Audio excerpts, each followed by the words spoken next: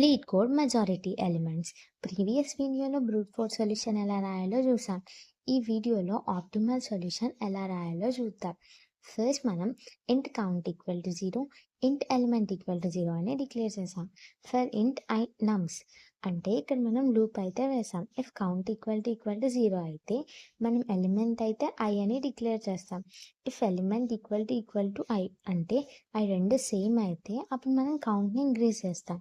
Else అయితే మనం count అనేది డిక్రీజ్ చేస్తాం. ఫస్ట్ ఏంటి, మన కౌంట్ అనేది 0 ఉంది. అప్పుడు ఏంటి, ఫస్ట్ ఎలిమెంట్ని మనం ఐకి అయితే ఇనిషియలైజ్ చేసాం. సెకండ్ ఎలిమెంట్ కానీ ఈక్వల్ అయ్యిందనుకో ఐకి, అప్పుడు కౌంట్ ఇంక్రీజ్ చేస్తాం. కాలేదనుకో మనం కౌంట్ అనేది డిక్రీజ్ చేస్తాం. లాస్ట్కి మనం ఎలిమెంట్ని అయితే రిటర్న్ చేస్తాం.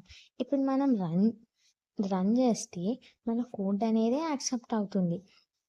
డూ ఫాలో ఫర్ నెక్స్ట్ వీడియోలో ఇంకో ప్రాబ్లమ్ని సాల్వ్ చేద్దాం.